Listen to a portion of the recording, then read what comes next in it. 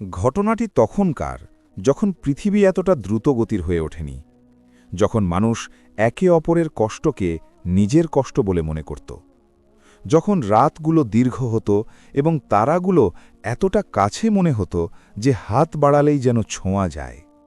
সেই যুগে কসবায়ে নূরপুর নামের একটি ছোট কিন্তু জনবসতিপূর্ণ শহরে একজন বয়স্ক এবং অত্যন্ত জ্ঞানী ব্যক্তি বাস করতেন, যাকে মানুষ ভালোবেসে ও শ্রদ্ধার সাথে হজরত শেখ নুরুদ্দিন বলে ডাকত।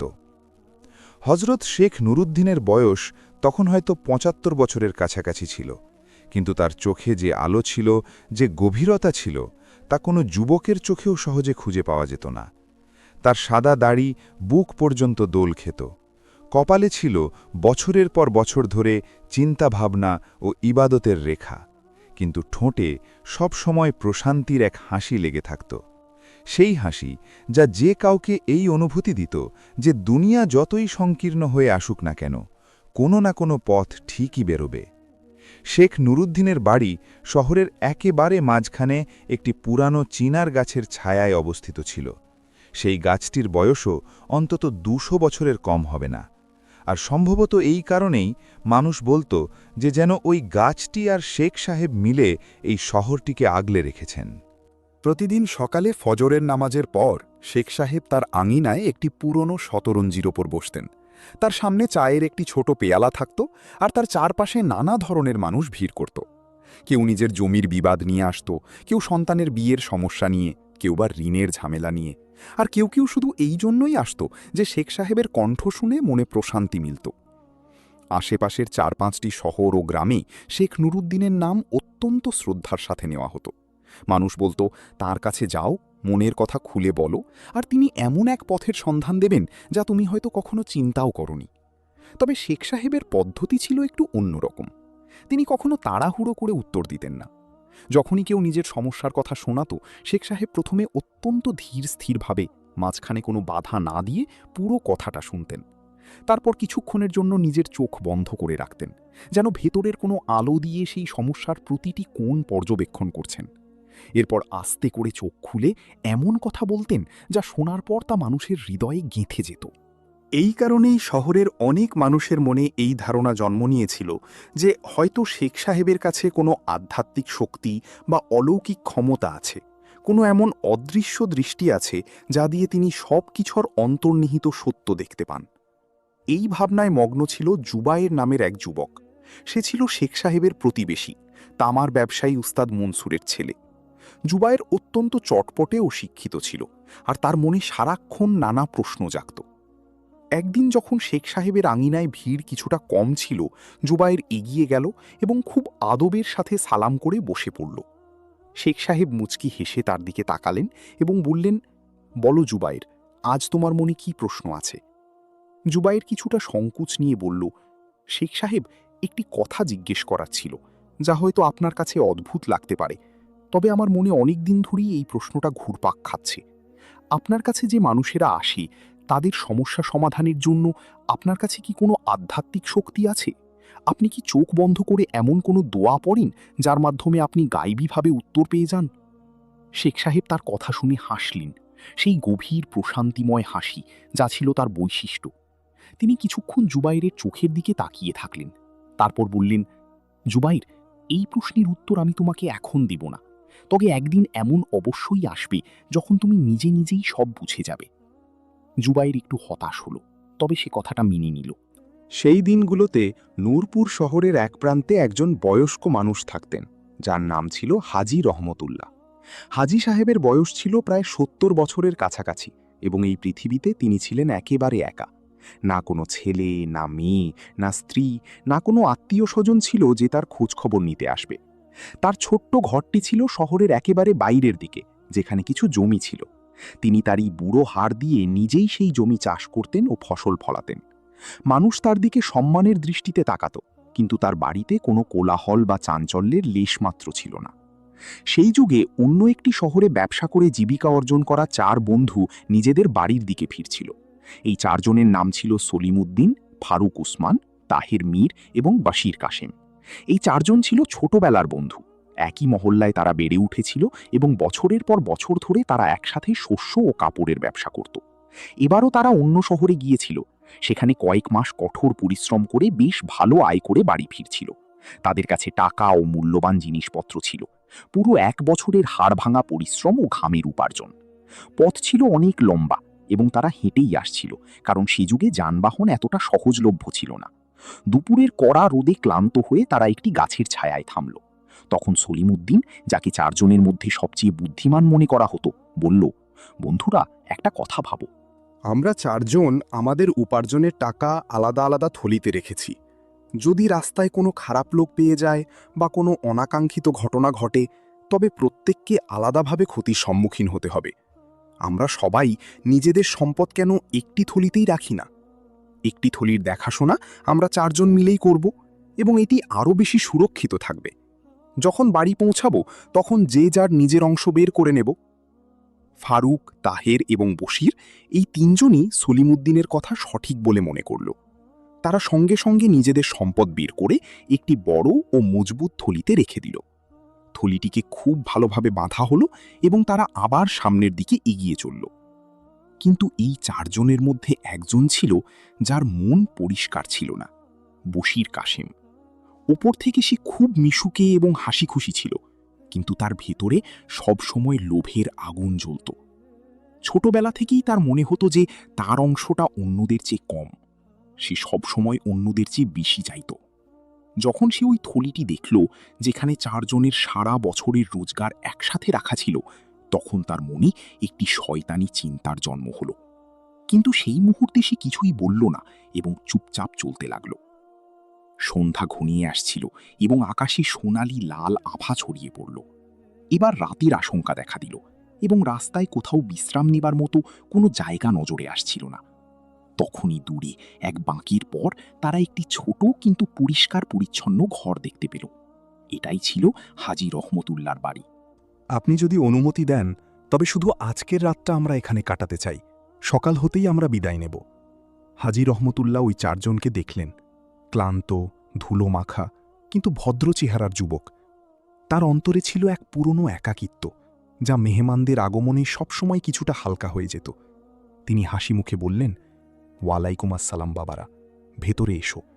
এই ঘর আল্লাহর এবং তার বান্দাদের জন্য এই ঘর সবসময় খোলা। আজ রাতটা এখানেই থাকো। আমি খাবার তৈরি করছি, তোমাদের জন্যেও করব। 4 জনই কৃতজ্ঞতায় মাথা নিচু করল এবং ভেতরে প্রবেশ করল। কিছুক্ষণ পর তারা একটু অবসর হলে সলিমুদ্দিন থলিটি বের করল এবং হাজী সাহেবের হাতে দিয়ে বলল, চাচাজান, এই থলিতে আমাদের 4 জনের 1 বছরের কামাই আছে, আমাদের রক্ত আর ঘামের পরিশ্রম। আমরা এই থলিটি আপনার হাওলা করছি, কারণ আমাদের চেয়ে আপনার কাছে এটি বেশি সুরক্ষিত থাকবে। তবে একটি অনুরোধ আছে, এই থলিটি কাউকে ততক্ষণ দেবেন না যতক্ষণ না আমরা 4 জন একসাথে উপস্থিত হয়ে তা চাই। যদি আমাদের মধ্যে কেউ একা আসে এবং এটি চাই, তবে কখনোই তাকে দেবেন না। হাজী রহমতুল্লাহ থলিটি ধরলেন এবং গম্ভীরভাবে বললেন, বাবা, তোমরা আমার উপর ভরসা করেছ। আমার কথা রইল, এই থলিটি তখনই ফেরত দেওয়া হবে যখন তোমরা 4 জন একসাথে। ফারুক, তাহের এবং সলিমুদ্দিনের মন গলে গেল। তারা বলল, একদম ঠিক বলেছ বশির, চলো চাচাজানের সাহায্য করি। বশিরের ঠোঁটে একটি মুচকি হাসি ফুটে উঠল, যা কেউ ধরতে পারল না। তারা 4 জন মিলে হাজী সাহেবের ক্ষেতে কাজ করতে শুরু করল। কিছুক্ষণ পর বশির বলল, বন্ধুরা, আমার খুব তেষ্টা পেয়েছে, আমি চাচাজানের কাছ থেকে পানি চাইতে যাচ্ছি। সলিমুদ্দিন বলল, হ্যাঁ যাও, আমাদের জন্যও পানি নিয়ে এসো। বশির ঘুরে দাঁড়ালো এবং দ্রুত পায়ে হাজী সাহেবের কাছে পৌঁছাল। সে হাজী রহমতুল্লাহকে বলল, চাচাজান, আমরা এখন যাওয়ার জন্য প্রস্তুত হচ্ছি। বাকি 3 জন ওখানে দাঁড়িয়ে আছে, তারা বলছে থলিটা দিয়ে দিতে। হাজী সাহেব দূরে ক্ষেতের দিকে তাকালেন। 3 জন সেখানে দাঁড়িয়েছিল। ঠিক সেই মুহূর্তে তাহের হাত নেড়েই ইশারা করল। আসলে সে পানির জন্য ইশারা করছিল, কিন্তু হাজী সাহেবের মনে হলো এটা 4 জনেরই ইশারা, সবাই চলে যেতে চাইছে। তিনি ওই মূল্যবান থলিটি বশিরের হাতে তুলে দিলেন। বশির থলিটি হাতে নিল।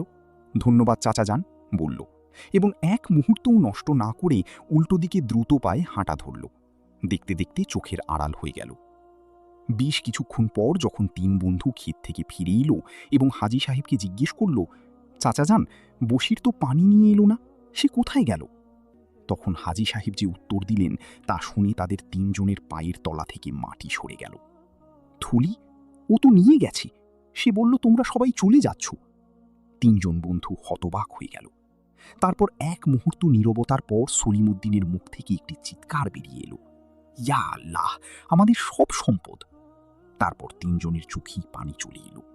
1 বছরের হাড় ভাঙা পরিশ্রম মুহূর্তের মধ্যে এক প্রতারক বন্ধুর হাতে লুণ্ঠিত হয়ে গেল। মানুষের উপর যখন বিপদ আসে তখন সময় অদ্ভুতভাবে যেন থমকে যায়। প্রতিটি মুহূর্ত ভারী হয়ে ওঠে, প্রতিটি নিঃশ্বাস নিতে কষ্ট হয়, আর অন্তরে এমন এক যন্ত্রণার সৃষ্টি হয় যা মুখে প্রকাশ করা যায় না। সলিমুদ্দিন, ফারুক উসমান এবং তাহের মীরের অবস্থাও ছিল ঠিক এমনই। তাদের 1 বছরের রক্তঘামের কামাই এক নিমিষেই তাদের চোখের সামনে থেকে উধাও হয়ে গেছে। তিনজন হাজী রহমতুল্লাহর উঠোনে দাঁড়িয়েছিল এবং তাদের চোখ দিয়ে অশ্রু ঝরছিল। সলিমুদ্দিনের বুক এত জোরে কাঁপছিল যে তার মনে হচ্ছিল হয়তো সে অজ্ঞান হয়ে যাবে। ফারুক উসমানের হাত থরথর করে কাঁপছিল, আর তাহের মীর তো নিজের মাথাটা হাঁটুর মধ্যে লুকিয়ে ফেলেছিল। তাদের তিনজনের বিশ্বাসই হচ্ছিল না যে যাকে তারা ছোটবেলা থেকে বন্ধু ভাবত, যার সাথে তারা বছরের পর বছর পথ চলেছে, যার সাথে বসে খাবার খেয়েছে, সেই বশির কাসিম তাদের সাথে এত বড় ধোঁকা দিতে পারে। হাজী রহমতুল্লাহ কাছেই দাঁড়িয়েছিলেন এবং তার চোখও সিক্ত ছিল। তার বৃদ্ধ মনটি আতঙ্কে কেঁপে উঠেছিল। তিনি বুঝতে পেরেছিলেন যে কি ঘটে গেছে। তিনি ভাবছিলেন, আমি কি করলাম? আমি কথা দিয়েছিলাম, কসম খেয়েছিলাম যে যতক্ষণ 4 জন একসাথে না আসবে আমি থলি দেব না। আমরা কোথায় যাব? আমাদের ঘরে স্ত্রী সন্তান আছে, তাদের জন্যই আমরা এই টাকা নিয়ে যাচ্ছিলাম। ফারুক উসমান, যার রাগ এবার ধীরে ধীরে জেগে উঠছিল, সে বলল, চাচাজান, আপনি আমাদের কাছে ওয়াদা করেছিলেন। আপনি বলেছিলেন যে যতক্ষণ 4 জন একসাথে না আসবে ততক্ষণ দেবেন না। তাহলে একা বশিরের কথায় থলিটা কিভাবে দিয়ে দিলেন? সে মিথ্যা বলেছে, এটা সত্যি, কিন্তু আপনিও তো আপনার ওয়াদা ভেঙেছেন। হাজী রহমতুল্লার কাছে এই কথার কোনো উত্তর ছিল না। তিনি মাথা নিচু করে রইলেন। তাহের মীর বলল, এখন একটাই পথ আছে, আমরা সুলতানের দরবারে যাব এবং সেখানে গিয়ে বিচার চাইব।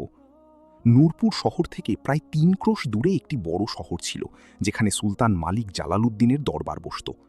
সুলতান জালালউদ্দিন ছিলেন একজন ন্যায়পরায়ণ শাসক। মানুষ তাঁর সম্পর্কে এটাই বলতো যে তিনি গরিব ও ধনীর মাঝে কোনো পার্থক্য করেন না। তার দরবারে যে কেউ নির্ভয়ে যেতে পারে এবং নিজের কথা বলতে পারে। 3 বন্ধু সলিমুদ্দিন, ফারুক এবং তাহের দ্রুত পদে সুলতানের দরবারের দিকে রওনা হলো। যেতে যেতে তাদের মনে একটাই চিন্তা ঘুরপাক খাচ্ছিল, বিচার কি পাওয়া যাবে? বশিরের তো কোনো খোঁজই নেই, কোথায় গায়েব হয়ে গেছে? অন্তত হাজী রহমতুল্লার কাছ থেকে জবাব তো চাওয়া যাবে। দরবারে পৌঁছে 3 জন প্রহরীদের কাছে অনুরোধ করল এবং কিছুক্ষণ পর তাদের সুলতানের সামনে পেশ হওয়ার সুযোগ মিলল। সুলতান মালিক জালালউদ্দিন নিজের সিংহাসনে বসেছিলেন। তাঁর দাড়ি পরিপাটি, চোখে তীক্ষ্ণতা, পরিষ্কার পোশাক। রাজদরবারে কাজী, উজির এবং বহু সর্দার উপস্থিত ছিলেন। সলিমুদ্দিন এগিয়ে গেল এবং অত্যন্ত আদবের সাথে সালাম করে দাঁড়িয়ে রইল। হাজী সাহেব তখন তার আঙিনায় বসেছিলেন এবং নিজের হাতগুলোর দিকে তাকিয়েছিলেন, সেই হাতগুলো যে হাত দিয়ে তিনি থলিটি বশিরকে দিয়েছিলেন। সৈন্যরা যখন তাকে জানালো যে সুলতান ডেকেছেন, তখন তার বুকটা ছ্যাঁত করে উঠল। তিনি উঠে দাঁড়ালেন, পোশাক ঠিক করলেন এবং চুপচাপ সৈন্যদের সাথে রওনা হলেন। দরবারে যখন হাজী রহমতুল্লাহকে হাজির করা হলো, তার নজর পড়ল ওই 3 বন্ধুর ওপর। তিনি নিজের দৃষ্টি নিচু করে নিলেন। সুলতান গম্ভীর কণ্ঠে বললেন, বৃদ্ধ, তুমি এই 3 জনের কাছে ওয়াদা করেছিলে যে যতক্ষণ এই 4 জন একসাথে না আসবে ততক্ষণ তাদের থলি দেবে না। তুমি আল্লাহকে সাক্ষী রেখে এই ওয়াদা করেছিলে, তাহলে তুমি একা বশিরকে সেই থলি কিভাবে দিয়ে দিলে? তুমি তোমার ওয়াদা ভেঙেছ এবং এই 3 জনের সম্পদ লুণ্ঠিত হওয়ার সুযোগ করে দিয়েছ। এতে তোমার দোষ রয়েছে এবং তোমাকেই এদের সম্পদ ফিরিয়ে দিতে হবে। দরবারে বসে থাকা সকল মানুষ সুলতানের কথা শুনল এবং তাদের চেহারায় সহমর্মিতার ভাব ফুটে উঠল। হ্যাঁ, কথাটা তো ঠিক, ওই বয়স্ক মানুষটি ওয়াদা ভেঙেছেন। হাজী রহমতুল্লাহর পা কাঁপছিল, তার চোখে পানি টলটল করছিল। তিনি কাঁপা কাঁপা গলায় বললেন, হুজুর, আমি স্বীকার করছি যে আমার ভুল হয়েছে। ওই বশির আমাকে ধোঁকা দিয়ে বিশ্বাস করিয়েছিল যে বাকি 3 জনও চলে যেতে চাইছে এবং তারা আমাকে ইশারা করছে। আমি তাড়াহুড়ো করে থলিটা দিয়ে ফেলি। কিন্তু হুজুর, আমার কাছে এত সম্পদ নেই।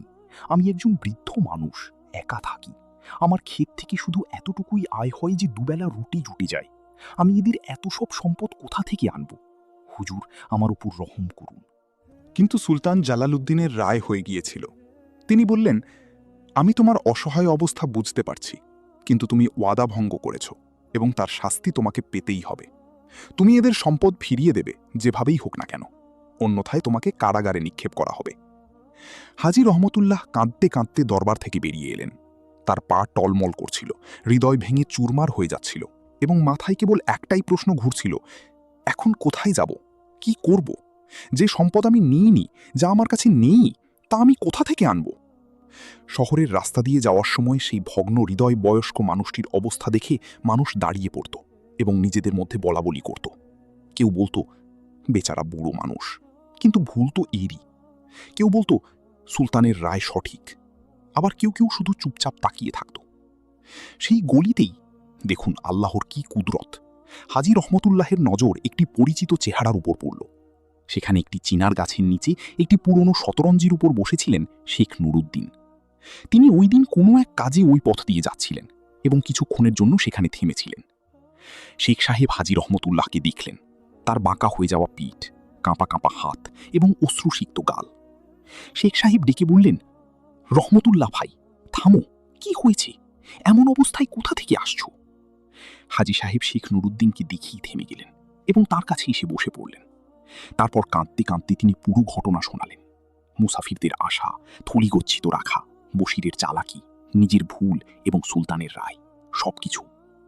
শেখ নুরুদ্দিন পুরো কথা পাশে দাঁড়িয়ে থাকা মানুষজন একে অপরের মুখের দিকে তাকাতে লাগল। একজন ফিসফিস করে বলল, শেখ সাহেব বলছেন সুলতানের রায় ভুল। অন্যজন বলল, এটা তো অনেক বড় কথা। শেখ সাহেব হাজী রহমতুল্লাহকে বললেন, তুমি আবার সুলতানের দরবারে ফিরে যাও, তাকে গিয়ে বলো যে তার রায় ভুল, আর সঠিক রায় কি হবে তা আমি নিজে এসে জানাব। হাজী সাহেব কাঁপতে কাঁপতে বললেন, শেখ সাহেব, সুলতানের মুখের ওপর তার রায়কে ভুল বলার মতো সাহস আমার নেই। শেখ সাহেব তার চোখের দিকে তাকিয়ে বললেন, সাহস রাখো, আল্লাহর পর সত্যের কোনো শত্রু থাকে না, যাও। হাজী রহমতুল্লাহ একটি দীর্ঘশ্বাস নিলেন, বিসমিল্লাহ পড়লেন এবং উল্টো পথে ফিরে চললেন। দরবারে পৌঁছালেন, কড়া নাড়লেন এবং ভেতরে যাওয়ার অনুমতি চাইলেন। সুলতান জালালউদ্দিন তাকে দ্বিতীয়বার দেখে অবাক হলেন। হাজী সাহেব কাঁপা কাঁপা কিন্তু স্পষ্ট কণ্ঠে বললেন, হুজুর, আমি আবার উপস্থিত হয়েছি, কিন্তু এবার একটা কথা বলার জন্য। হুজুর, আপনার রায় ভুল। দরবারে পিন পতন নীরবতা নেমে এল। এক মুহূর্তের জন্য সবাই যেন নিঃশ্বাস আটকে বসে রইল। সুলতান জালালউদ্দিনের চোখে প্রথমে বিশ্বাস, তারপর ক্রোধের ঢেউ খেলে গেল। তিনি কঠোর কণ্ঠে বললেন, বৃদ্ধ, তুমি বলছো আমার রায় ভুল? আমি এখানে প্রতিদিন ডজন ডজন মামলার শুনানি করি, বছরের পর বছর ধরে বিচার করে আসছি, আজ পর্যন্ত কেউ আমার রায় ভুল বলেনি। তোমাকে এই দুঃসাহস কি দিল?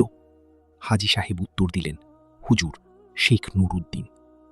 সুলতান এক মুহূর্তের জন্য থামলেন। শেখ সাহেব সেই চিনার গাছের নিচেই বসেছিলেন, একেবারে শান্ত ও নিশ্চিন্ত ভঙ্গিতে, যেন তিনি জানতেন যে সৈন্যরা আসছে। তিনি সৈন্যদের অভ্যর্থনা জানালেন, উঠে দাঁড়ালেন, নিজের লাঠিটি হাতে নিলেন এবং ধীর পদক্ষেপে তাদের সাথে রওনা হলেন। শেখ নুরুদ্দিন যখন দরবারে প্রবেশ করলেন, পুরো দরবারের দৃষ্টি তার উপর নিবদ্ধ হল। তার দীর্ঘ সাদা দাড়ি, নুইয়ে পড়া কোমর, কিন্তু চোখে সেই তীক্ষ্ণ ও প্রশান্তিময় আলো, যা দর্শনার্থীদের অন্তরে এক অদ্ভুত অনুভূতির সৃষ্টি করত। সুলতান জালালউদ্দিন তাকে দেখলেন এবং এক মুহূর্তের জন্য তার ব্যক্তিত্বে মুগ্ধ না হয়ে পারলেন না, কিন্তু পরক্ষণেই তিনি কঠোর স্বরে বললেন, শেখ নুরুদ্দিন, আপনি বলছেন আমার রায় ভুল। বলুন, কিভাবে ভুল এবং আপনার রায় কি? শেখ সাহেব প্রথমে আদবের সাথে সালাম করলেন, তারপর অত্যন্ত শান্তভাবে ধীর ও ওজনদার কণ্ঠে বললেন, আপনি রায় দিয়েছেন যে এই তিনজনকে তাদের সম্পদ ফিরিয়ে দিতে হবে, যেহেতু তারা চারজন একসাথে আসেনি। এটা ওয়াদা ছিল, আপনি ঠিকই বলেছেন। কিন্তু হুজুর, একটু ভেবে দেখুন, এই মুহূর্তে এখানে কতজন মানুষ উপস্থিত আছে? সুলতান ওই তিন বন্ধুর দিকে তাকালেন, সালিমউদ্দিন, ফারুক উসমান এবং তাহের মীর, তিনজন। শেখ সাহেব মুচকি হেসে বললেন, জি হুজুর, তিনজন। চতুর্থজন বশির কাশেম এখন এখানে নেই। তাহলে যতক্ষণ চারজন একসাথে না হচ্ছে, হাজী রহমতুল্লাহর ওয়াদা কিভাবে পূরণ হবে? ওয়াদা তো এটাই ছিল যে 4 জন একসাথে এলে তবেই সম্পদ ফেরত দেয়া হবে। এখন তো মাত্র 3 জন আছে, তাই যদি তারা হাজী সাহেবের কাছ থেকে সম্পদ ফেরত নিতে চায় তবে আগেই 3 জন যাক, তাদের চতুর্থ সঙ্গী বশির কাসিমকে খুঁজে বের করুক এবং তাকে এখানে নিয়ে আসুক। যখন 4 জন আসবে তখনই সম্পদ ফেরত দেওয়ার প্রশ্ন ওঠে, আর যখন তারা বশিরকে খুঁজে নিয়ে আসবে তখন বশিরের কাছে ওই সম্পদও পাওয়া যাবে। দরবারে এক মুহূর্তের জন্য স্তব্ধতা নেমে এলো এবং পরক্ষণেই যেন বাঁধ ভেঙে গেল। পুরো দরবার এক যোগে কথা বলে উঠল। কাজী হাত তুললেন, উজির মাথা নাড়ালেন, সর্দারদের চেহারায় বিস্ময় ও প্রশংসা একসাথে ফুটে উঠল। সুলতান জালালউদ্দিন কিছুক্ষণ নীরব রইলেন। তারপর তার চেহারায় এমন এক ভাব ফুটে উঠল যা খুব কম শাসকের চেহারায় দেখা যায়, পরাজয় স্বীকারের ভাব, নিজের ভুল মেনে নেওয়ার সাহস। তিনি ধীর কণ্ঠে বললেন, শেখ সাহেব, আপনি ঠিক বলেছেন। তারপর তিনি ওই 3 বন্ধুর দিকে ফিরে বললেন, যাও, তোমাদের চতুর্থ সঙ্গীকে খুঁজে বের করো এবং তাকে এখানে নিয়ে এসো, তবেই বিচার হবে। দরবারে শেখ নুরুদ্দিনের জয়ধ্বনি শুরু হয়ে গেল। কিন্তু এই কাহিনী এখানেই শেষ হয়নি। প্রশংসার শব্দগুলো তখনও প্রতিধ্বনিত হচ্ছিল। এমন সময় দরবারের এক কোণ থেকে একজন লোক উঠে দাঁড়ালো। মাঝারি গড়নের, বয়স আনুমানিক 40 বছর, পোশাক পরিপাটি, কিন্তু চেহারায় এক চাপা অস্থিরতা। সে এগিয়ে এলো এবং শেখ সাহেবের সামনে এসে ঝুঁকে বলল, শেখ সাহেব, আমারও বিচার চাই। আমারও একটি সমস্যা আছে যা গত 1 বছর ধরে আমার বুকে পাথরের মতো চিপে বসে আছে। সুলতান জালালউদ্দিন সেই লোকটির দিকে তাকালেন এবং বললেন, বলো, নির্ভয় বলো, শেখ সাহেবের সামনে কোনো জুলুম টিকতে পারে না। ওই লোকটি, যার নাম ছিল ইউসুফ হামদান, একটি দীর্ঘশ্বাস নিয়ে বলতে শুরু করল, শেখ সাহেব, এই ঘটনাটি 1 বছর আগের। আমি একজন ক্ষুদ্র ব্যবসায়ী। 1 বছর আগে আমি অন্য শহরে গিয়ে ব্যবসা করার ইচ্ছা প্রকাশ করি। আমার কাছে মালপত্র কেনার মতো কোনো টাকা ছিল না। তখন আমি এই শহরের একজন বিখ্যাত শেঠ আব্দুল ওয়াহাব, আমি এবং আমার স্ত্রী জুলেখা দুজনেই একসাথে শেঠের বাড়িতে যাই। শেঠ বলল যে বন্ধক রাখার জন্য তার কোনো মূল্যবান জিনিস চাই। আমার কাছে রাখার মতো তেমন কিছুই ছিল না।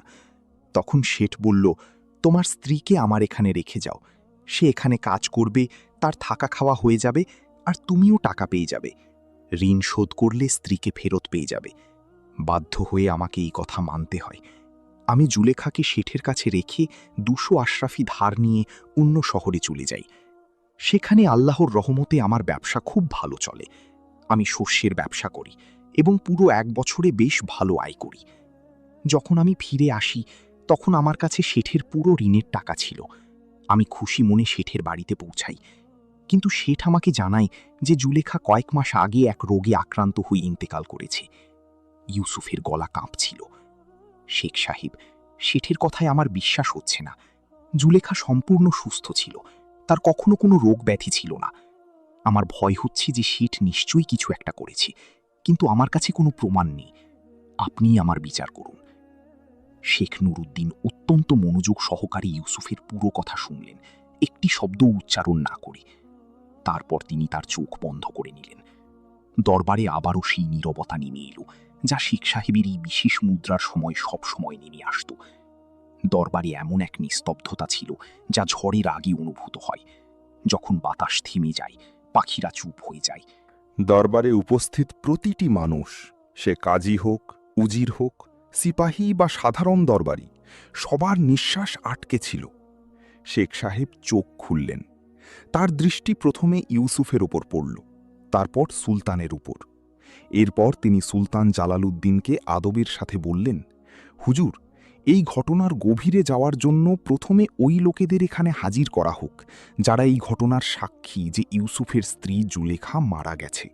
শেঠ আব্দুল ওয়াহাবকেও দরবারে ডাকা হোক।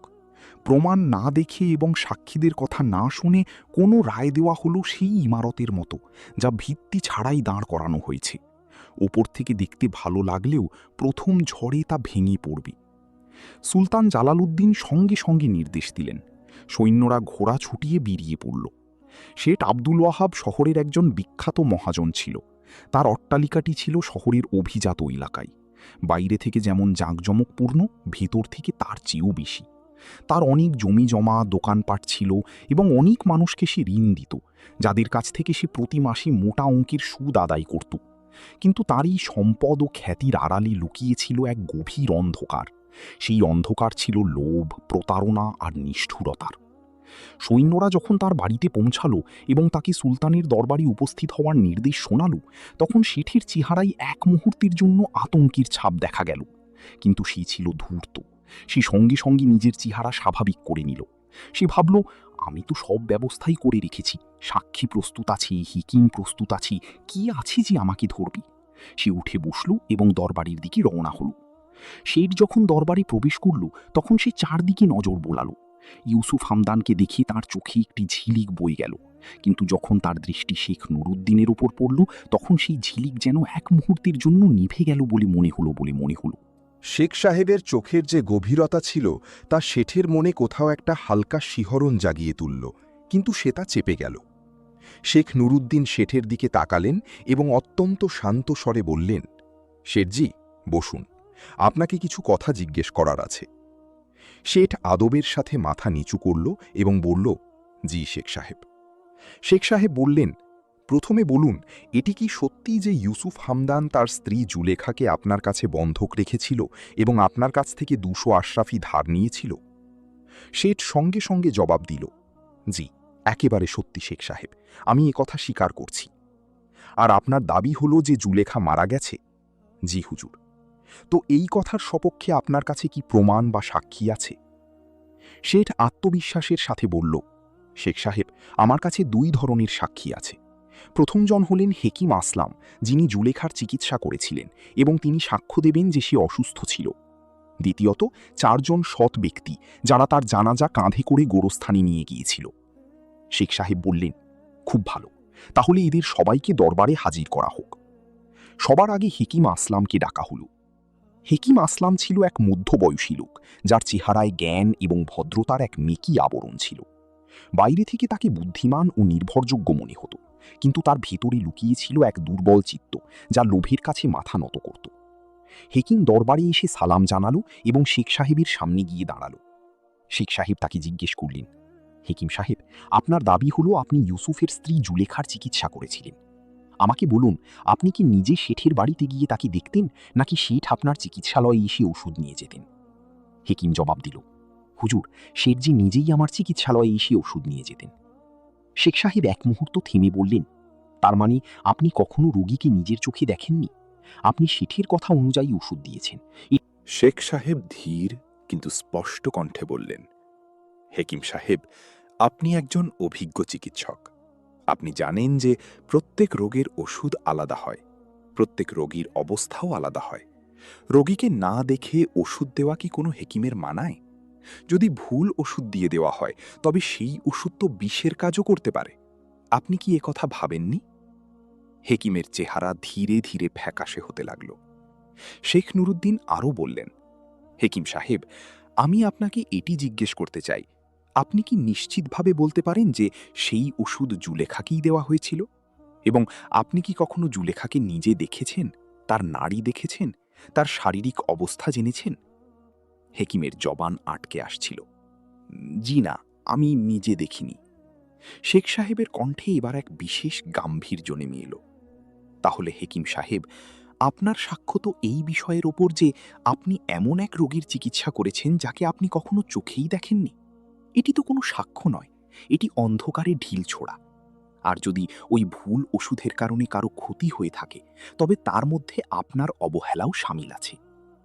শেখ সাহেব তার কণ্ঠ আরেকটু কঠোর করে বললেন, আর একটা কথা হেকিম সাহেব, আপনাকে এটাও ভাবা উচিত ছিল যে মিথ্যা সাক্ষ্য দেওয়া অনেক বড় গুনাহ। এর শাস্তি এই দুনিয়াতেও আছে এবং আখেরাতেও। আপনি যদি কারো প্ররোচনায় পড়ে মিথ্যা বলে থাকেন, তবে এখনো সময় আছে, সত্যটা বলুন। হেকিম আসলামের হাঁটু কাঁপতে শুরু করল। সে দরবারে এদিক ওদিক তাকালো। শেঠ এবার পালা ছিল ওই 4 জন লোকের, যারা সাক্ষী ছিল যে তারা জুলেখার জানাজায় কাঁধ দিয়েছিল। 4 জন দরবারে প্রবেশ করল। তাদের চেহারায় চাপা আতঙ্ক ছিল, যা তারা লুকানোর চেষ্টা করছিল। হেকিমকে বেত্রাঘাত করার দৃশ্য তারা মাত্রই দেখেছে এবং তাদের বুক তখন থেকেই ধুকপুক করছিল। শেখ নুরুদ্দিন ওই 4 জনের দিকে একবার তাকালেন এবং তারপর ধীর কণ্ঠে জিজ্ঞেস করলেন, তোমাদের দাবি হল যে তোমরা ইউসুফের স্ত্রী জুলেখার জানাজা কাঁধে করে গোরস্থানে নিয়ে গিয়ে দাফন করেছ। আমাকে বলো, যখন কেউ মারা যায় তখন প্রথমে গোসল করানো হয়, তারপর কাফন পরানো হয়, তারপর জানাজা হয়। তোমরা এই গোসলের সময় ওই মৃতদেহটিকে নিজেদের চোখে দেখেছিলে? চারজন একে অপরের দিকে তাকালো। তাদের মধ্যে যে একটু বেশি বয়স্ক এবং কিছুটা সাহসী ছিল, সে উত্তর দিল, না শেখ সাহেব, আমরা যখন পৌঁছাই তখন জানাজা আগে থেকেই প্রস্তুত ছিল, কাফন পরানো ছিল। শেঠজি বললেন যে জানাজা তোলো এবং গোরস্থানে নিয়ে যাও। ব্যাস, আমরা সেটাই করেছি। শেখ সাহেব বললেন, তার মানে তোমরা কখনো ওই দেহটিকে দেখোইনি যা ওই কাফনে মোড়ানো ছিল? জি না। শেখ সাহেবের কণ্ঠে এবার এমন এক গাম্ভীর্য নেমে এলো যা শ্রোতাদের আত্মা পর্যন্ত গিয়ে পৌঁছালো। তার মানে তোমরা এটাও জানো না যে ওই কাফনের ভেতরে কোনো মৃত ব্যক্তি ছিল নাকি অজ্ঞান করে রাখা কোনো জীবিত মানুষ? এমনও তো হতে পারে যে কাউকে অজ্ঞান করার ওষুধ খাইয়ে কাফনে মুড়িয়ে দেওয়া হয়েছে, আর তোমরা তাকে গোরস্থানে নিয়ে গিয়ে জ্যান্ত কবর দিয়ে এসেছো। যদি এমনটা হয়ে থাকে তবে তোমরা একজন নিরীহ মানুষের মৃত্যুর অংশীদার। এটি তো খুনের অপরাধ, এর শাস্তি হল মৃত্যুদণ্ড। মৃত্যুদণ্ড। এই একটি শব্দ যেন বাতাসে বজ্রপাতের মতো আছড়ে পড়ল। চারজনের মুখ একেবারে ফ্যাকাশে হয়ে গেল। হেকিমের মার খাওয়া দেখে তারা আগে থেকেই অর্ধেক ভেঙে পড়েছিল, আর এখন এই কথা। তাদের মধ্যে যে সবচেয়ে বেশি ভয় পেয়েছিল সে তৎক্ষণাৎ এগিয়ে এসে বলল, শেখ সাহেব, আমরা সত্যি কথা বলছি, আমাদের মাফ করে দিন। শেঠ আব্দুল ওয়াহাব আমাদের চারজনকে 20টি করে স্বর্ণমুদ্রা দিয়েছিল এবং বলেছিল যে একটি জানাজা উঠিয়ে গোরস্থানে নিয়ে যেতে হবে। আর যদি কেউ জিজ্ঞেস করে তবে এটাই বলতে যে আমরা জুলেখার জানাজা নিয়ে গিয়েছিলাম। আমরা জানতাম না যে ওই কাফনের ভেতরে কি ছিল। আমরা লোভে পড়ে এই কাজটি করেছি। তবে সত্য হলো আমরা ওই দেহটিকে নিজেদের চোখে দেখিনি। বাকি তিনজনও মাথা নিচু করে রইল। শেখ সাহেব এক মুহূর্ত নীরবে কাটালেন, তারপর সুলতানের দিকে তাকালেন। সুলতান জালালউদ্দিন নির্দেশ দিলেন, এই চারজনকে মিথ্যা সাক্ষ্য দেওয়া এবং একটি খারাপ কাজে অংশ নেওয়ার অপরাধে 2 মাসের জন্য কারাগারে বন্দী করা হোক। এবার দরবারে কেবল একজন ব্যক্তি অবশিষ্ট ছিল, যার মুখের রং ধীরে ধীরে ফ্যাকাশে হয়ে আসছিল, শেঠ আব্দুল ওয়াহাব। তার 5 জন সাক্ষী ভেঙে পড়েছে। তার মিথ্যার প্রাসাদ ইট ইট করে খসে পড়েছে। দরবারে ঢোকার সময় তার চেহারায় যে আত্মবিশ্বাস ছিল, এখন আর তা কোথাও দেখা যাচ্ছিল না। শেখ নুরুদ্দিনের দৃষ্টি শেঠের ওপর পড়ল। শেখ সাহেব ধীর গলায়, একেবারে ধীর কিন্তু এমন কণ্ঠে ডাকলেন যা পুরো দরবারে শোনা গেল, আব্দুল ওয়াহাব মাথা তুলল। তোমার সব সাক্ষী সত্য বলে দিয়েছে, তোমার মিথ্যার দেয়াল ভেঙে পড়েছে। এবার আমি তোমাকে একটি সোজা প্রশ্ন করছি। কারো সম্মতি ছাড়া তাকে নিজের ঘরে আটকে রাখা, তাকে তার স্বামীর থেকে আলাদা রাখা এবং তারপর মিথ্যা সাজিয়ে তাকে মৃত বলে ঘোষণা করা, এসব কি? শেঠের মুখ খুলল, কিন্তু গলা দিয়ে কোনো শব্দ বের হল না। শেখ সাহেব বললেন, শেঠজি, আমি তো 5 বছরের সশ্রম কারাদণ্ডের নির্দেশ দিতে পারি। তবে তার আগে আমি তোমাকে একটি সুযোগ দিচ্ছি। যদি জুলেখা জীবিত থাকে, আর আমার বিশ্বাস সে জীবিত আছে, তবে তাকে এখনই এই মুহূর্তে দরবারে হাজির করো। যত তাড়াতাড়ি সত্য সামনে আসবে, তোমার শাস্তিও তত কম হবে। শেঠ আব্দুল ওহাবের চোখ এদিক ওদিক ঘুরতে লাগল। তারপর তার কাঁধ নুয়ে পড়ল। সে তার এক চাকরকে ইশারা করল। একটি ফিসফিসানি, একটি নির্দেশ। চাকরটি দ্রুত পায়ে বাইরে বেরিয়ে গেল। দরবারে কিছুক্ষণ নীরবতা বিরাজ করছিল, এক ভারী নীরবতা, যার মধ্যে ইউসুফ হামদানের হৃদয় প্রবল বেগে স্পন্দিত হচ্ছিল। তার হাত জোড় করা ছিল এবং সে কেবল একটাই দোয়া করছিল, ইয়া আল্লাহ, জুলেখা যেন বেঁচে থাকে। এবং তারপর দরজা খুলল। একজন নারী প্রবেশ করল, কৃষকায়, ক্লান্ত, চেহারায় 1 বছরের একাকিত্ব ও জুলুমের ছাপ। কিন্তু সে জীবিত ছিল, জুলেখা। ইউসুফ হামদানের মুখ থেকে একটি যন্ত্রণার আর্তনাদ বেরিয়ে এলো। সে ছুটে গেল। দরবারে উপস্থিত মানুষজন 1 বছর বিচ্ছিন্ন থাকার পর, যে দরবার কিছুক্ষণ আগে একটি সাধারণ বিচারালয় ছিল, তা এখন এক শিক্ষাকেন্দ্রে পরিণত হয়েছে। সুলতান জালালউদ্দিন তার সিংহাসনে বসেছিলেন এবং তার চেহারায় সেই ভাবটি ফুটে উঠেছিল যা তখনই আসে যখন কোনো গভীর বিষয় অন্তরে গেঁথে যায়। তিনি শেখ সাহেবের দিকে তাকালেন এবং ধীর কণ্ঠে বললেন, শেখ নুরুদ্দিন, আজ আমি যা দেখলাম তা আমার জীবনের একটি বড় শিক্ষা। আমি বছরের পর বছর বিচার করে আসছি, কিন্তু আজ বুঝতে পারলাম যে আমি শুধু ওপর ওপর দেখতাম, গভীরে যেতাম না। শেখ সাহেব বিনয়ের সাথে উত্তর দিলেন, হুজুর, আপনি একজন নেক ও ন্যায়পরায়ণ শাসক।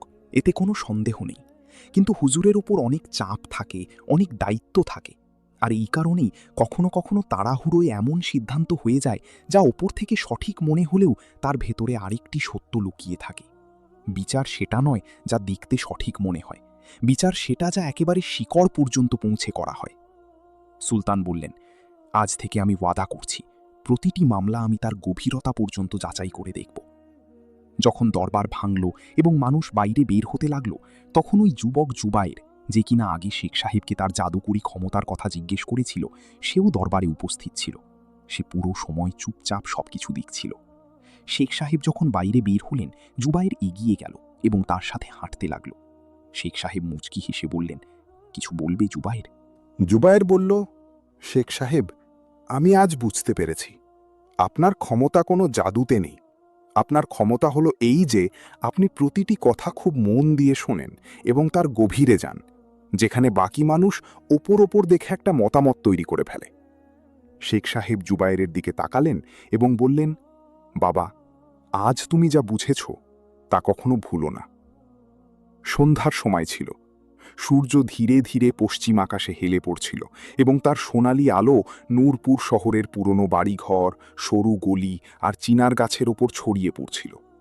আলোটা এমন ছিল যা সবকিছুকে নরম আর সুন্দর করে তুলছিল, যেন জীবনের সমস্ত তিক্ততা সেই সোনালি আভায় ডুবে যাচ্ছিল।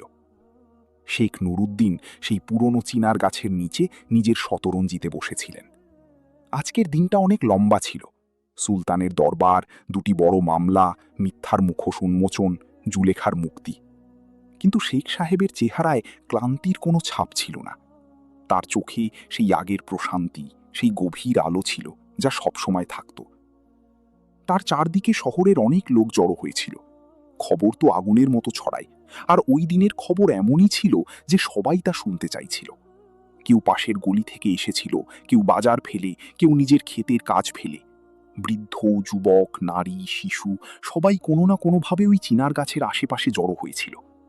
আর তাদের মধ্যে সবার সামনে, একেবারে কাছে ছিল ওই যুবক জুবায়ের, ওস্তাদ মনসুরের ছেলে, যার মনে মাসের পর মাস ধরে একটি প্রশ্ন ঘুরপাক খাচ্ছিল, আর আজ সে তার উত্তর পেয়ে গেছে।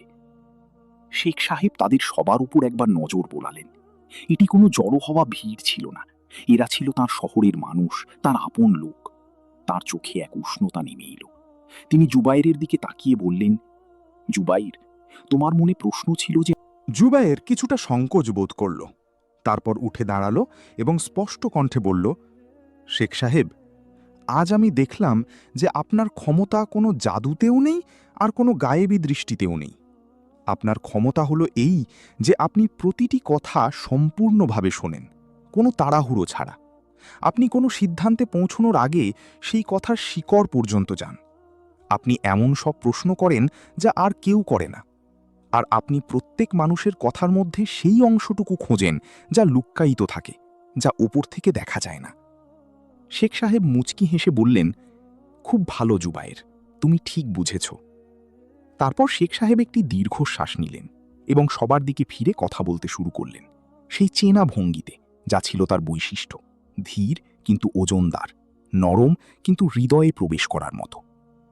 আমার প্রিয় মানুষেরা, আজ যা কিছু ঘটল তার মধ্যে অনেক বড় বড় শিক্ষা লুকিয়ে আছে, কিন্তু সবচেয়ে বড় শিক্ষা হলো এই যে আমরা মানুষরা প্রায়ই তাড়াহুড়ো করে নিজেদের মতামত তৈরি করে ফেলি। আমরা কোনো ঘটনার একটা দিক দেখি আর মনে করি যে আমরা পুরো বিষয়টা বুঝে গেছি। আমরা কারো একতরফা কথা শুনি এবং ভাবি যে আমরা পুরো ঘটনা জেনে গেছি। এটা হলো একজন মানুষের করা সবচেয়ে বড় ভুল, সে সাধারণ মানুষ হোক, শাসক হোক বা বিচারক হোক। মানুষ নীরবে শুনছিল। আজ সুলতান জালালউদ্দিন, যিনি একজন নেক ও ন্যায়পরায়ণ শাসক, তিনিও একটি ভুল করেছেন। তিনি হাজী রহমতুল্লাহর ঘটনা শুনেছেন, তার ভুল দেখেছেন এবং সঙ্গে সঙ্গে রায় দিয়ে দিয়েছেন। তিনি এটা ভাবেননি যে এই ঘটনার আরেকটি দিকও আছে। যেহেতু চারজন এখনও একসাথে আসেনি, তাই সম্পদ ফেরত দেওয়ার প্রশ্নটি এখনই ওঠে না। এই ভুল এজন্য হয়নি যে সুলতান খারাপ মানুষ, এটা এজন্য হয়েছে যে তিনি তাড়াহুড়ো করে কেবল ওপরের দিকটা বিচার করেছেন। একজন বয়স্ক মানুষ বললেন, যখন তুমি তোমার প্রতিবেশীর সম্পর্কে কিছু শোনো আর তৎক্ষণাৎ তা বিশ্বাস করে নাও, এটা তাড়াহুড়ো। যখন তুমি তোমার স্ত্রীর একটি কথা শুনে পুরো ঘটনা না জেনেই রেগে যাও, এটা তাড়াহুড়ো। যখন তুমি তোমার ছেলেকে একটি ভুলের জন্য শাস্তি দাও এই কথা না জেনেই যে সে ভুলটা কেন করল, এটা তাড়াহুড়ো। সব জায়গায়, সব সম্পর্কে, সব বিষয়ে প্রথমে শোনো, তারপর ভাবো এবং এরপর কথা বলো।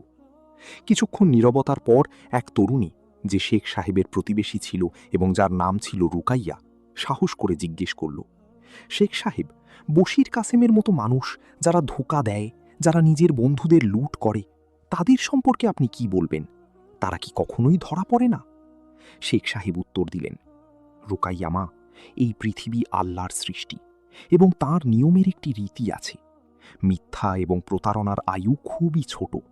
বশির কাসেম আজ হয়তো পালিয়ে গেছে, কিন্তু যে মানুষ নিজের বন্ধুদের পিঠে ছুরি মারে সে সামনের দিনেও একাই থাকে। তার মনে সবসময় এই ভয় কাজ করে যে কেউ না তাকে ধরে ফেলে। সে না শান্তিতে ঘুমাতে পারে, না শান্তিতে জাগতে পারে। অন্যদিকে যে মানুষ সত্য ও সততার সাথে জীবনযাপন করে তার বালিশ ঠান্ডা থাকে এবং তার ঘুম হয় অত্যন্ত প্রশান্তির। এটাই হলো সবচেয়ে বড় পুরস্কার যা এই পৃথিবীতে পাওয়া যায়। রুকাইয়া মাথা নাড়ল। শেখ সাহেব আরও বললেন, আর শেঠ আব্দুল ওয়াহাবকে দেখো, তার কাছে সম্পদ ছিল, অট্টালিকা ছিল, মর্যাদা ছিল, কিন্তু সেই সব কিছু লোভ। দ্বিতীয় কথা, লোভ থেকে দূরে থেকো। লোভ হলো এমন এক আগুন যা প্রথমে অন্যদের পোড়ায় আর তারপর লোভী নিজেকেই পোড়ায়। শেঠ আব্দুল ওয়াহাবের দৃষ্টান্ত তোমাদের সামনেই আছে। সে যা বুনেছিল তাই কেটেছে। আর তৃতীয় কথা, সত্য বলতে সবসময় কষ্ট হয়। হেকিম আসলামের ভয় ছিল, ওই 4 জন লোকের ভয় ছিল, কিন্তু যখন তারা সত্যি কথাটা বলল তখন তারা শাস্তিও পেল, আবার সাথে সাথে এমন এক শান্তিও পেল যা মিথ্যা বলার পর কখনোই পাওয়া যায় না। সত্য বলার অভ্যাস গড়ে তোলো, এর জন্য যত মূল্যই চোকাতে হোক না কেন। লোকেরা ধীরে ধীরে উঠতে শুরু করল, তবে কারো মধ্যেই কোনো তাড়াহুড়ো ছিল না। যেন সবাই ওই পরিবেশে আরও কিছুক্ষণ থাকতে চাইছিল, ওই শান্তিটুকু আরও কিছুটা অনুভব করতে চাইছিল। হাজী রহমতুল্লাহ সেখানে বসেছিলেন। তিনি শেখ সাহেবের কাছে এসে বললেন, শেখ সাহেব, আপনি যদি আজ না থাকতেন তবে আমি কারাগারে থাকতাম। একজন নিরপরাধ বৃদ্ধ যে কেবল একটি ভুল করেছিল, সে তার বাকি জীবনটা শিকলের আড়ালেই কাটাত। আপনি আমার জীবন বাঁচিয়েছেন। শেখ সাহেব তার হাত ধরে বললেন, রহমতুল্লাহ ভাই, তোমার জীবন বাঁচিয়েছেন আল্লাহ, আমি তো কেবল একটি উসিলা ছিলাম। তবে শেখ সাহেব বললেন, বাবা, এই ভুলটাই প্রায়ই হয়। আমরা কারো মধ্যে কোনো খারাপ বা বিপজ্জনক স্বভাব দেখি, কিন্তু এটা ভেবে তা এড়িয়ে যাই যে সে আমাদের বন্ধু, আত্মীয় বা পুরনো পরিচিত। সম্পর্ক এবং বন্ধুত্ব অত্যন্ত মূল্যবান, কিন্তু অন্ধভাবে সেগুলো পালন করা মানে নিজেরই ক্ষতি করা। পরের বার যখন এমন কোনো স্বভাব দেখবে তা এড়িয়ে যেও না। 3 জন মাথা নিচু করে শেখ সাহেবের কথা হৃদয়ে গেঁথে নিল। ইউসুফ, হামদান এবং জুলেখাও সেখানে ছিল। জুলেখা তার স্বামীর পাশে বসেছিল। তার চেহারায় ক্লান্তি এবং স্বস্তি দুটোই একসাথে বিরাজ করছিল। ইউসুফ শেখ সাহেবের কাছে এসে বলল, শেখ সাহেব, আমি বুঝতে পারছি না যে আপনার কিভাবে শুকরিয়া আদায় করব। আমার জুলেখা বেঁচে আছে, এটাই আমার জন্য পৃথিবীর সবচেয়ে বড় সম্পদ। শেখ সাহেব ইউসুফ এবং জুলেখা দুজনের দিকে তাকিয়ে বললেন, ইউসুফ বাবা, তোমার জুলেখা একটি বছর খুব কষ্টের মধ্যে কাটিয়েছে, তার যত্ন নিও। আল্লাহর শুকরিয়া আদায় করো যিনি তোমাদের দুজনকে আবার মিলিয়ে দিয়েছেন। আর হ্যাঁ, এরপর থেকে কখনোই নিরুপায় হয়ে এমন কোনো সিদ্ধান্ত নিও না যেখানে কোনো মানুষকে, সে তোমার স্ত্রীই হোক না কেন, কারো কাছে বন্ধক রাখতে হয়। মানুষের সম্মান ও মর্যাদা যে কোনো সম্পদের চেয়েও বড়। জুলেখার চোখ ভিজে উঠল। সে শেখ সাহেবের জন্য দোয়া করল। রাত ঘনিয়ে এসেছিল। চিনার গাছের ডালপালার ভেতর দিয়ে রাতের ঠান্ডা বাতাস বয়ে যাচ্ছিল এবং পাতাগুলো মর্মর শব্দ করছিল, যেন ওই গাছটিও আজকের ঘটনাগুলো স্মৃতিতে ধরে রাখতে চাইছে। আকাশে তারাগুলো একে একে ফুটে উঠছিল এবং তাদের আলো ওই ছোট শহরটির উপর ছড়িয়ে পড়ছিল। শেখ সাহেব এক মুহূর্ত থেমে জুবায়েরের দিকে তাকালেন, তারপর মৃদু হাসলেন, সেই হাসি যা অন্তরের গভীর থেকে আসে। জুবায়ের বাবা, আমি যদি বলি যে আমি কখনো ভুল করিনি, তবে আমি একজন মিথ্যাবাদী। আমি অনেকবার ভুল করেছি, অনেকবার ভুল ভেবেছি, অনেকবার কোনো বিষয় বুঝতে আমার দেরি হয়েছে। অনেকবার কোনো বিষয় তাড়াহুড়ো করে দেখেছি এবং পরে আফসোস করেছি, কিন্তু প্রতিটি ভুল থেকেই আমি কিছু না কিছু শিখেছি। মানুষ সে নয় যে ভুল করে না, মানুষ সে যে নিজের ভুল থেকে শেখে এবং পুনরায় সেই একই ভুল করে না। জুবায়ের চুপ করে রইল। শেখ সাহেব আরও বললেন, আর একটা কথা, নিজের জ্ঞানের ওপর কখনো অহংকার করো না। যেদিন মানুষ এটা ভাবতে শুরু করে যে আমি সবকিছু জানি, সেদিন থেকেই তার শেখার পথ বন্ধ হয়ে যায়। জ্ঞানের পাত্রটিকে সবসময় খালি রেখো, যাতে তার মধ্যে সবসময় নতুন কিছু ঢালা যায়। আগামী কয়েকদিনের মধ্যে নূরপুর শহর ও তার আশেপাশের এলাকায় ওই দিনের গল্প প্রতিটি ঘরে পৌঁছে গেল। মানুষ নিজেদের মধ্যে বলাবলি করতে লাগল, শেখ সাহেব সুলতানকেও শিখিয়েছেন। কেউ বলতো, হ্যাঁ, আর শেঠের মিথ্যা এমনভাবে ধরেছেন যেন আঙুল দিয়ে দেখিয়ে দিয়েছেন। কেউ বলতো, জুলেখা যে বেঁচে আছে এটা আল্লাহর বড় রহমত। সুলতান জালালউদ্দিন ওই দিনের পর তার দরবারে একটি নতুন নিয়ম চালু করলেন যে কোনো মামলায় রায় ঘোষণার আগে কাজী এবং উজির মিলে ওই মামলার সব দিক নিয়ে আলোচনা করবেন। তাড়াহুড়ো করে কোনো সিদ্ধান্ত নেওয়া হবে না।